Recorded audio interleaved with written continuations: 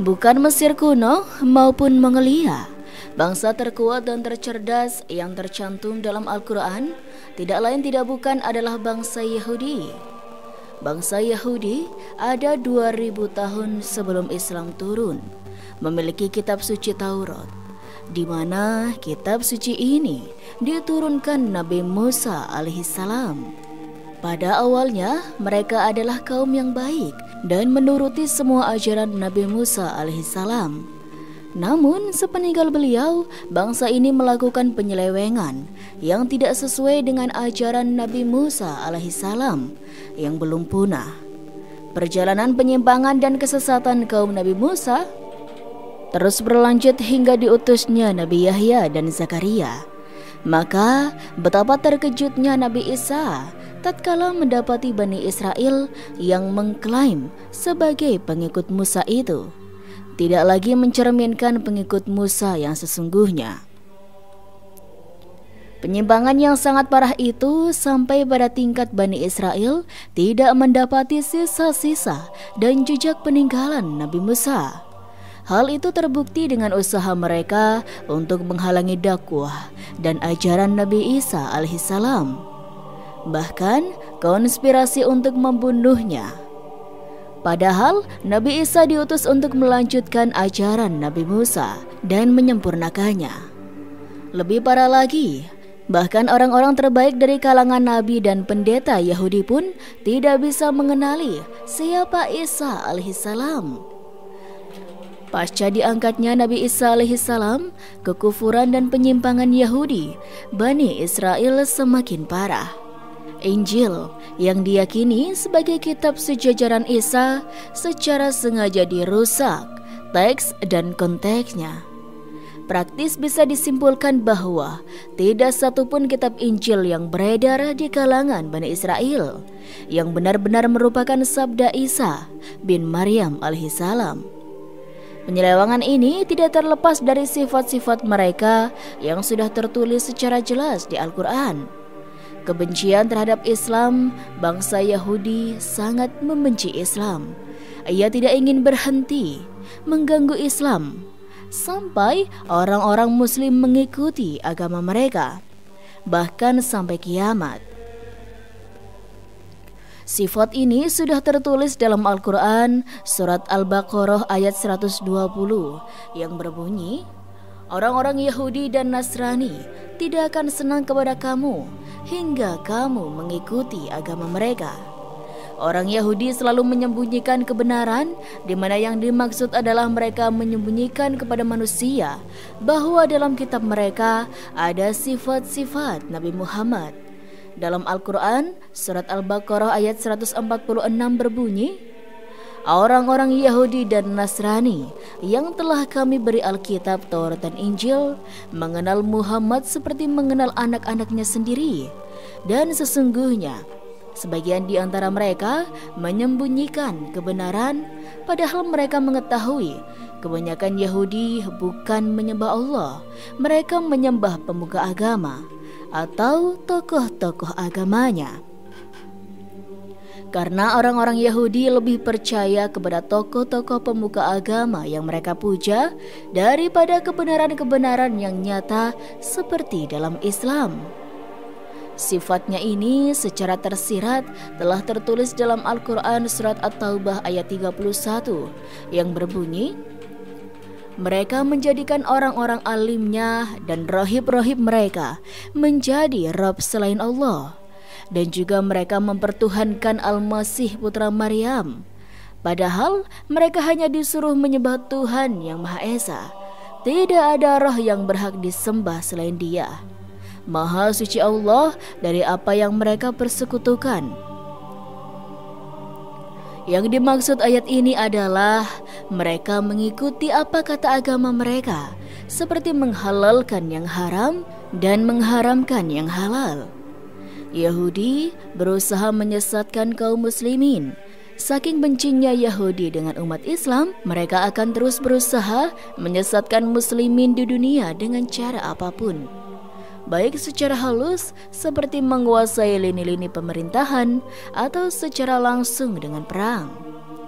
Sifat mereka yang keempat ini juga tertulis dalam Al-Quran Surat Ali Imran ayat 69 yang isinya, segolongan dari ahli kitab ingin menyesatkan kamu, padahal mereka sebenarnya tidak menyesatkan, melainkan dirinya sendiri, dan mereka tidak menyadarinya. Dalam Al-Quran sudah dijelaskan sifat-sifat bangsa Yahudi yang begitu buruk dan membenci umat Islam. Sifat mereka ternyata tidak hanya terjadi di zaman Rasulullah. Mereka mempertahankan sifat-sifat tersebut hingga sekarang, yang menyebabkan dunia dalam kekacauan, seperti menyalakan gejolak perang yang sekarang terjadi di Palestina dan Israel, di mana mereka memerangi umat yang paling mereka benci, yaitu umat Islam.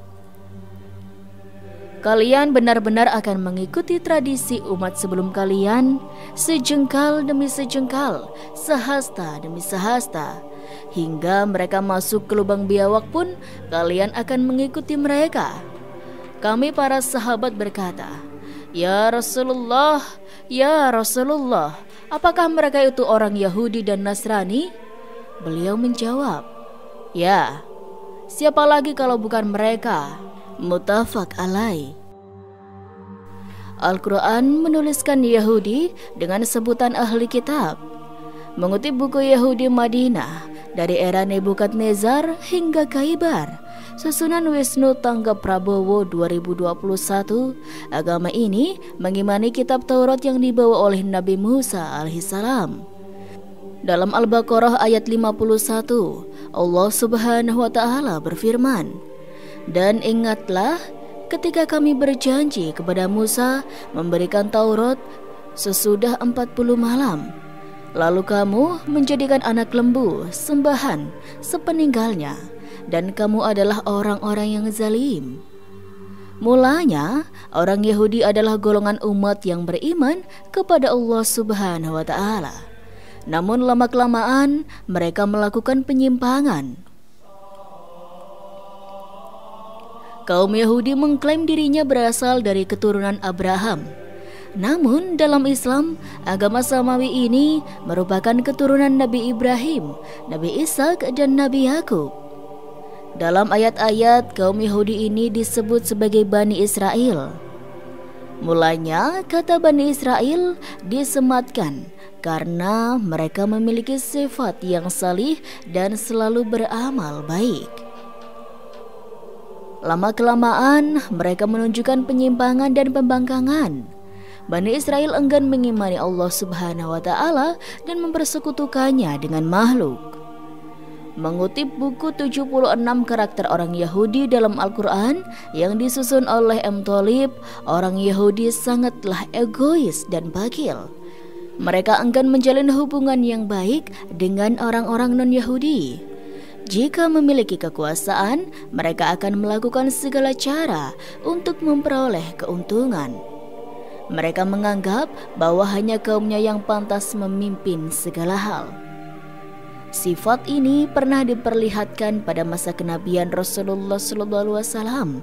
Kala itu, mereka menolak keras risalah kenabian Muhammad SAW dan enggan mengimaninya. Alasannya karena nabi tersebut bukan berasal dari golongan mereka, melainkan dari golongan umat Islam. Mereka khawatir jika nabi muncul dari golongan lain, maka nabi tersebut dapat membangun kekuasaan dan menundukkan Bani Israel. Tabiat tersebut dibawa sampai sekarang. Pada Perang Dunia Pertama, mereka pernah memeras bangsa Jerman. Hal ini menyebabkan Hitler membinasakan bangsa Yahudi dan mengusirnya dari sana. Kemudian lahirlah gerakan Zionisme Yahudi. Gerakan ini bertujuan untuk memeras dan menguasai seluruh dunia, sehingga semua negara di dunia menjadi tunduk dan dapat diperbudak. Kisah tentang Yahudi dan sifat umatnya diabadikan dalam ayat-ayat Al-Quran. Dikutip dari buku Indeks Al-Quran karya Dr. Azharuddin Sahil 2007. Berikut diantaranya. Dan orang-orang Nasrani berkata, Orang-orang Yahudi itu tidak mempunyai suatu pegangan. Quran Surat Al-Baqarah ayat 113. Orang-orang Yahudi dan Nasrani tidak akan senang kepada kamu hingga kamu mengikuti agama mereka. Quran Surat Al-Baqarah ayat 121. Ataukah kamu, wahai orang-orang Yahudi dan Nasrani, mengatakan bahwa Ibrahim, Ismail, Ishak, Yakub, dan anak cucunya adalah penganut agama Yahudi atau Nasrani? Quran Surat Al-Baqarah ayat 140. Orang-orang Yahudi dan Nasrani mengatakan, kami ini adalah anak-anak Allah dan kekasihnya. Quran Surat Al-Maidah ayat 18. Kemudian Semiri mengeluarkan untuk mereka dari lubang itu anak lembu yang bertubuh dan bersuara. Maka mereka berkata, inilah Tuhanmu dan Tuhan Musa, tetapi Musa telah lupa. Quran Surat Toha ayat 88.